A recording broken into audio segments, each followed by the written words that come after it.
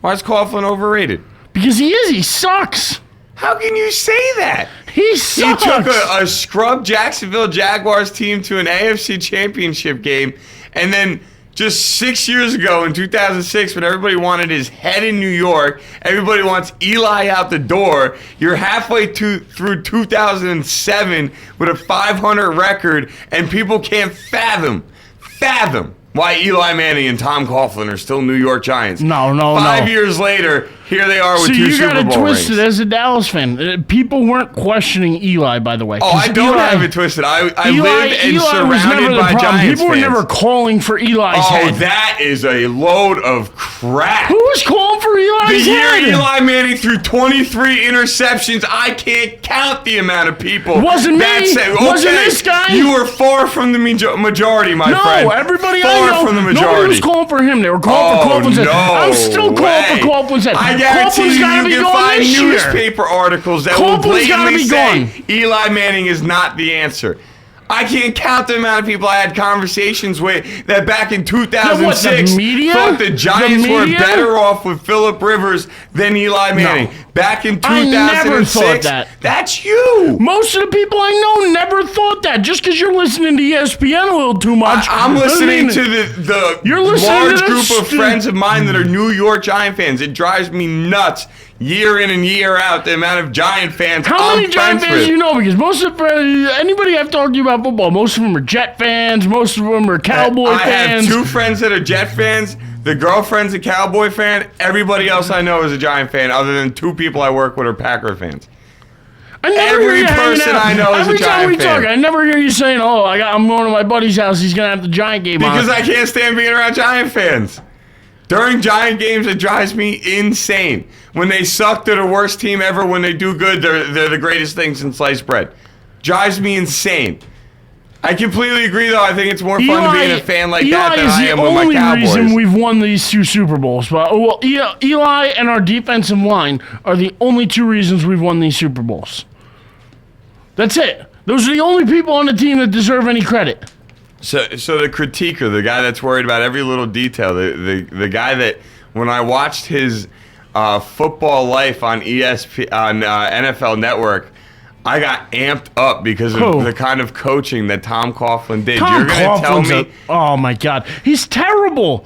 He's terrible. Look at the guys he puts around him. Kevin Killdrive. So you're putting around yourself?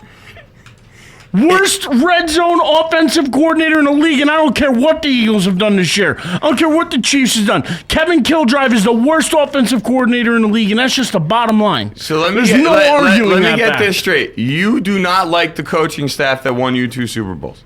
This isn't the coaching. Tom Coughlin and Kevin Killdrive have both been part of this staff for both Super Bowls. We've had a revolving door of defensive coordinators. We've had a lot of defensive coordinators. All right, awesome. You've had Perry Fuel and Steve Spagnuolo in the 2 years that you won the Super Bowl. Yeah, we've had John Fox before that. I'm talking from 2006 until now. You had Perry Fuel and Steve Spagnuolo. They weren't our only two. You had Spagnuolo in 2006. You had Spagnuolo in 2007. You won the Super Bowl. Spagnuolo got the head coaching job in St. Louis. Yeah, we didn't get Fuel that next year. You had 1 year. Who was the guy in between? Fuel came in. Fuel came in 2009, I believe. All right, so you had 1 year in between Fuel and Spagnuolo. Yeah, I believe we did. Okay, so AKA for the majority of the past 5 years, you've had the same coaching staff in the important areas. They're terrible. Yet you've won 2 Super Bowls with them. Yeah, we didn't win because of them. We won in spite of them. Oh my God. I'll be the one. And listen, if you want to say you don't hear it from Giant fans, you'll hear it from this Giant fan right here. We've won in spite of them. I cannot wait until the day Coughlin is gone, because I swear if we don't hire Bill Cowher, I'm going to go choke the Mars out myself. You got to be kidding me. What makes Cowher so special? He won one I love Cowher. Listen, Why do you love Bill Cowher? He's going to come bring a completely different scheme to your team that you have nobody that fits. Me and you have talked about this, but when I was growing up as a kid, you always followed certain players and you followed certain things. I always had like a little affection for the Pittsburgh Steelers. I liked the way they played. They're a good organization. They ran the ball hard, and I love Jerome Bettis. I love the bus. I would. I might even get that as a throwback jersey, by the way, because I am a big fan of Jerome Bettis. I'm not even kidding. I was a huge fan, and I loved Cowher. I really do. Cowher is just—he's my kind of coach. I don't know why. I can't explain it, but he's tough when he needed to be. He was, the players never really had anything bad to say about him. Nobody wanted him to leave. Pittsburgh, but he left for his own reasons. Pittsburgh got a good coach in Tomlin. They have no reason to go back to Cowher at any point. And Cowher's in this area. He wants to. He's actually said before he wants to coach New York. He does. It scares me to think that the Jets may just fire Rex Ryan, and there will be an opening in New York.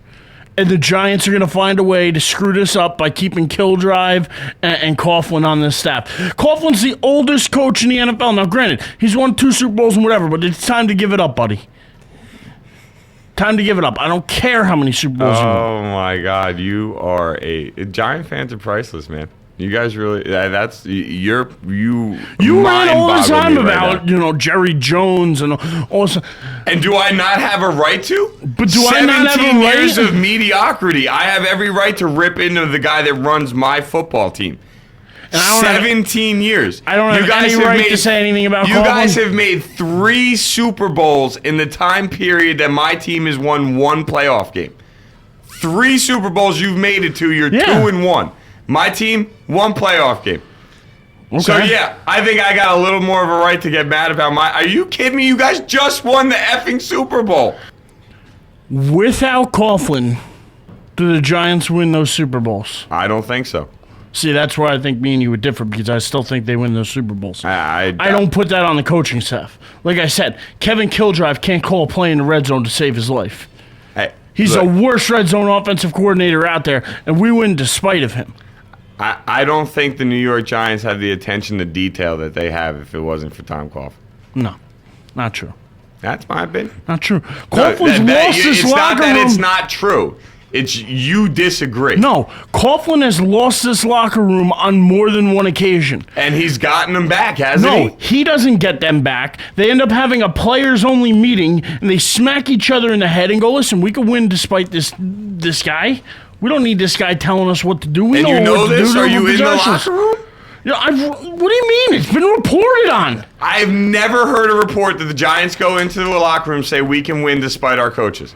Well, they're not going to come out and say that directly. So then you don't know that's what they're saying. What do you think a players-only meeting is for? It's not so they can call in the coaches and be like, what can we do better? It's so that they can go in and say, listen, despite these guys being jackasses, listen, none of us like them.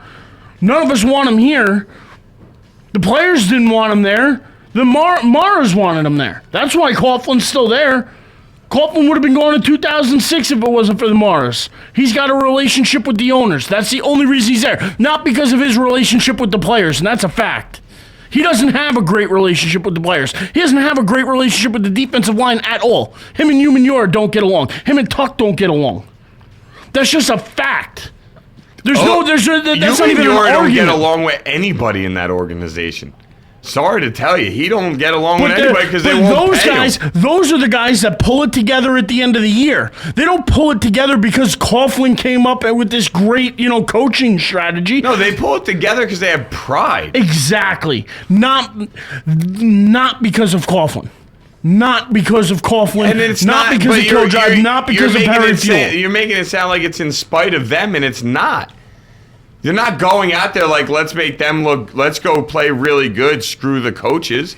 No, they're going out there to play good because they want to get paid. They want to succeed. They want to win games.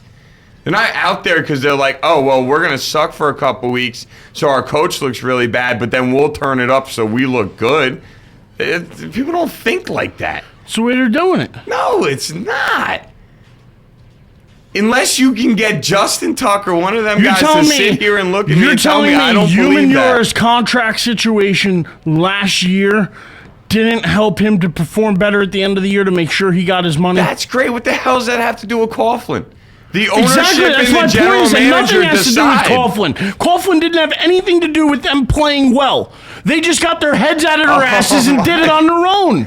They would have won no matter who their coach was. So like the 1985 Bears, they were only good because they wanted to be good. It had nothing to do with Mike Ditka. Yeah. Or the early Absolutely. 90 Cowboys were only good because Irvin and Aikman and Emmett, and it had nothing to do with Jimmy Johnson. You have 3 Hall of Famers that you drafted in what, a matter of 2 years? Yes, it is on those players. Then why do NFL players even have a coach? What's the point of having a coach if a 2-time Super Bowl winning Some coach? coaches can pump players up. Apparently not. Based on what you're saying to me, a guy that's gotten Jimmy Johnson was a good coach. guy that has gotten to 3 AFC Barry championship Switzer games, was a good coach. won 2 Super Bowls. A guy that has done that is not a good head coach. He's only gotten there because his players decided that's where they wanted to go to. No, I'm just saying he's not a good fit in New York with the Giants. But he's got 2 Super Bowl rings because his players decided that that's what they wanted to go to. He had nothing to do with it at all. If it wasn't for David Tyree's catch, we're having a different conversation. Oh, If it wasn't for the way our D-line can get after Brady, hysterical. we're having a different conversation. And Coughlin had nothing to do with the way they got after Brady.